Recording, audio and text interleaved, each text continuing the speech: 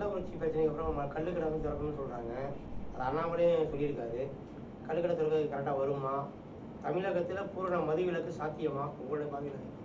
இப்போது சமீபத்தில் நம்ம கண்ணெதிர இருக்கிற எக்ஸாம்பிள் பீகார். பீகாரில் ப்ரொஹிபிஷன் வந்து 2 ஆண்டுகள் ஆகுது. சாத்தியமா இல்லையா? அங்கே ஒன்றும் ஹூச் ட்ராஜடி நடக்கலையே. இங்கே தமிழ்நாட்டில் சாராயம் இருக்கும் பொழுதே கள்ளச்சாராயம் விஷச்சாராயத்துக்கு மக்கள் ஏன் போகணும்? நீங்கள் குஜராத்தை பற்றி பேசுகிறாங்க சில அறிவெளிகள். என்ன நான் கேட்குறேன், குஜராத்தில் டோட்டல் ப்ரொஹிபிஷன் இஸ் தேர். அதனால் 4 வருஷத்தில் 5 வருஷத்தில் எப்போயாவது ஒரு சம்பவம் நடக்கலாம். தமிழ்நாட்டில் நீங்கள் தான் அதுவும் இந்த வருஷம் 1743 கோடி அதிகமாக மக்கள்கிட்டேருந்து பறிச்சிருக்கீங்களே. அவங்க சொல்கிறாங்க அது சாராய வருமானம்னு. நான் சொல்கிறேன் மக்கள்கிட்டேருந்து அடித்து பறித்தது.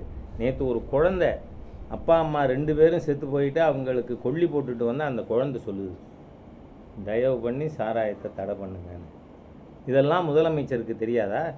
அது மாத்திரம் இல்லை, அவங்க சகோதரி தூத்துக்குடி எம்பி அவங்க என்ன சொன்னாங்க, இந்தியாவிலேயே திருப்பியும் அழுத்தி சொல்கிறாங்க, இந்தியாவிலேயே இளம் விதவைகள் அதிகமாக இருப்பது தமிழ்நாட்டில். அதுக்கு காரணம் டாஸ்மாக். அதனால் நாங்கள் வந்தால் டாஸ்மாக்கை உடனே மூடுவோம் அப்படின்னு 16 இதே கவிஞர் கனிமொழி பேசினாங்களா இல்லையா? இன்றைக்கி ஹிந்து பேப்பரில் ஒரு ரிப்போர்ட் வந்திருக்கு. அவங்க 495 விதவைகளோட பேக்ரவுண்டு என்ன காரணம், அவங்க என்ன நிலைமை அப்படிங்கிறத பற்றி ஆராய்ச்சி நடத்தி ரிப்போர்ட் கொடுத்துருக்காங்க. அதில் 495 நபர்களில் 188 பேர் விதவையானதுக்கு காரணம் குடி. நான் கோட் பண்ணுறது பிஜேபி மேகசின் இல்லை. என்ன அதில் 495க்கு 188 பேர் விதவையானதுக்கு காரணம் குடி. இதனால் நீங்கள் அதை தட் மீன்ஸ் மோர் தேன் 40%. அப்போது அவ்வளவு தூரம் தமிழ்நாட்டில் வந்து குடும்பங்கள் சீரழிந்து அவருடைய சோஷியல் எக்கனாமிக் சூழ்நிலை எவ்வளவு தூரம் கெட்டு போயிருக்கு. இது இந்த 45,000 கோடியை விட அதிகங்கிறேன்னா the social impact, economic impact, இதெல்லாம் ஒரு முதலமைச்சருக்கு உரைக்க வேண்டாமான்னு கேட்குறேன் நான். சட்டமன்றத்தை திருப்பி 40 இது போட்டுருக்கீங்க. What about this? இன்றைக்கி வந்திருக்கிற ரிப்போர்ட்டு, அதுவும் அது டிஎம்கேக்கு ரொம்ப சாதகமான ஒரு ஊடகம், அதுலேருந்து ரிப்போர்ட் வந்திருக்கு. அதனால் நான் என்ன சொன்னேன், the CM has got the duty இம்மிடியட்டாக ஆக்ஷன் எடுக்கிறது. ஆனால் நீங்கள் கேட்டீங்க, இப்போ கள்ளுக்கடை கொண்டு வந்தால் கொண்டே வரமாட்டாங்க. ஏன்னு காரணம் தெரியுமா? இப்போ ஐஎம்எஃப்எல் உற்பத்தி பண்ணுற கம்பெனிகள் மொத்தம் எவ்வளோ இருக்கும்? 8-10. அந்த 8-10 கொள்முதல் பண்ணுறதுக்காக கமிஷன் வாங்குகிற லூட்டு 8-10 பேர்ட்டு கேட்டால் போதுமில்ல.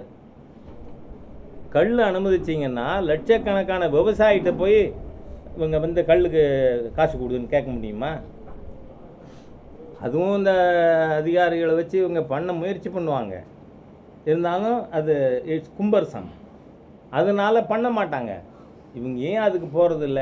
அதோட மட்டும் இல்லை, I want to reiterate my earlier charge.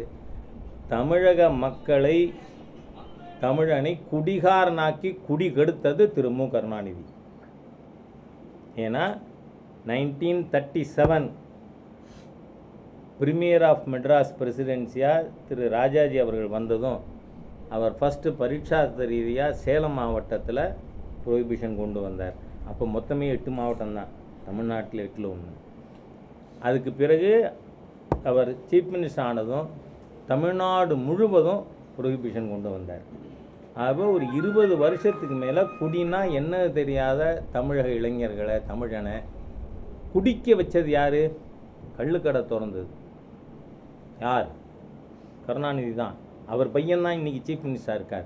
ஆகவே கருணாநிதி குடும்பம் தமிழனை குடிக்க வச்ச குடும்பம். இதை வந்து நீங்கள் ப்ரொஹிபிஷன் இப்போ கொண்டு வர முடியாது, ப்ராக்டிகபிளான்னு கேட்டால் முடியும். இட்ஸ் ப்ராக்டிகபிள், இட்ஸ் ப்ரூவ்ட் இன் பீகார். அதனால் தமிழ்நாட்டில் நல்லதுக்கு நீங்கள் பீகாரை அடையாளம் சொல்லுங்கள். சும்மா கோமூத்திர மாநிலம்னு உங்கள் கட்சியில் இருந்த ஒரு ஆள் இப்போ இல்லைன்னு நினைக்கிறேன். நான் இந்த மாதிரி ஃபில்த்தி எலிமெண்ட்ஸ் தான் திமுகலே இருக்காங்க, அதனால் சொல்ல வேண்டியிருக்கு. ஆகவே திராவிட முன்னேற்ற கழகம் இதுலேருந்து கள்ளக்குறிச்சியிலேருந்து, அதுவும் பார்த்தீங்கன்னா கருணாபுரமா, அதனால் இதுலேருந்து ஒரு பாடம் கற்றுக்கிறது நல்லது. தேங்க்யூ.